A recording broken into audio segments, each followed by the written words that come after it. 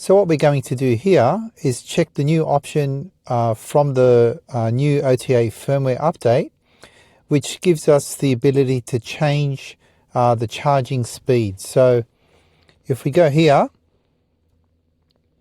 we go to energy, we go to charging discharging, and see this option here, AC charging current limit in amps. Now if we read it again,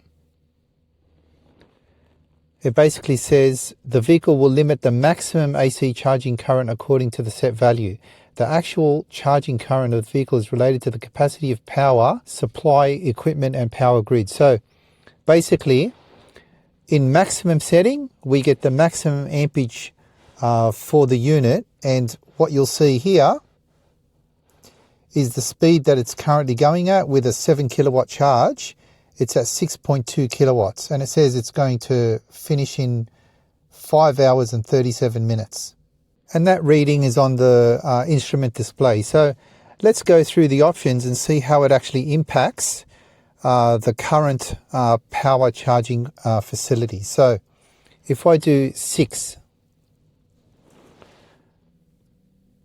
now this is running on the BYD Atto 3 and it's running on the AC charger. This is only available to the AC charging facility, not the DC charging facility. So it's good for the people that do the home charging or even the AC charging in the public.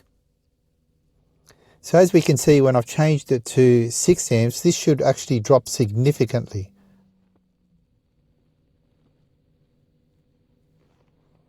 We just give it a minute to actually adjust. And there we have it. We see it at currently 0.9 kilowatts. It's staying at 0.9 and 1 kilowatt, which is similar to the trickle charging that you'd get on the BYD trickle charger or the granny charger that BYD supply you. But this, of course, is running on the MyEnergi Zappi charger that I've got, which goes at maximum 7 kilowatts, which actually the charger itself goes at 22 kilowatts, but the inverter within this BYD Atto 3 vehicle only does 7 kilowatts. So let's move this to 8 amps and see what impact it has. And as we can see there, it's gone to 1.3 kilowatts.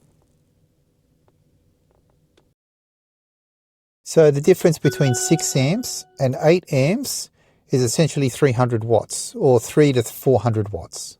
Actually, it's gone up a little bit more there, 1.4 kilowatts. So I guess this is a little bit more similar to the way the granny charger works, because when I charge with the granny charger, I typically get about 1.5 kilowatts with the one that BYD supply. Of course, if you go for aftermarket units, they can go higher because you can adjust the amperage on those aftermarket units, where the BYD supply one, you can't. So let's now move to 10 amps and see what happens. Okay, it's gone up to 1.7 kilowatts.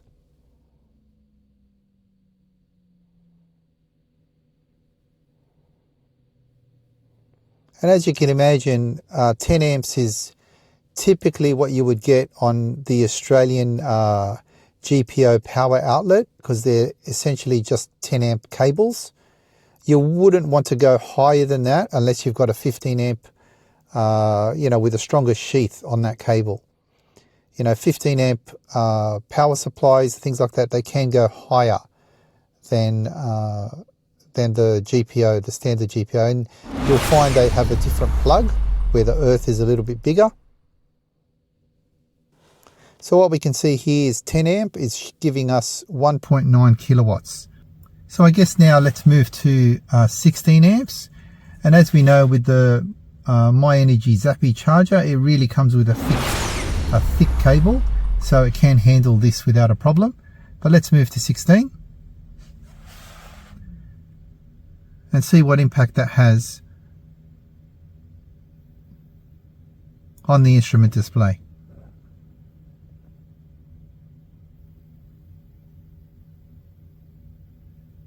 Okay, so we see it going to 2.4 kilowatts, which isn't too bad. For 16 amps, I would actually expect it to go to 3 kilowatts. There you are. So we're getting 3.2.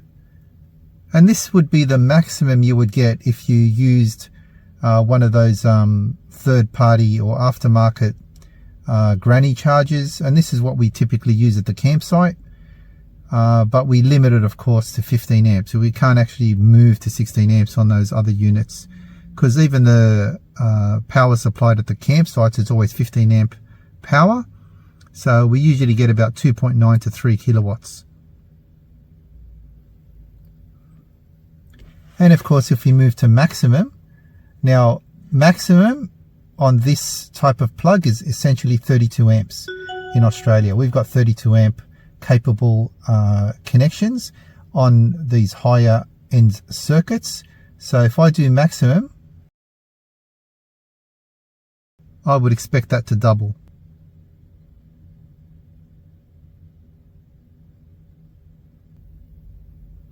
And there you have it. Now I do know the maximum I get in this particular vehicle is around 6.4, so it may take a little bit longer to just reach that maximum, because now you're basically telling the MyEnergi Zappi charger to hold off a little bit more while I adjust the vehicle. So I would expect it to go to 6.4 very soon. Yeah, so as we see there, it has gone to 6.2 kilowatts. And that's almost peak charging at home that I get. Now I do feed from the MyEnergi Zappi charger. It is a 3-phase charger, but I give this single phase because there's not much I can use extra on top of the single phase. So I enable the MyEnergi Zappi charger to make this a single phase charge. If I ever do get a car that's more capable than a 7 kilowatt charge, like 11 kilowatt or 22 kilowatt, I'll re-enable the 3-phase facility on the MyEnergi Zappi. But for now, yeah, typically I get 6.4 or 6.7.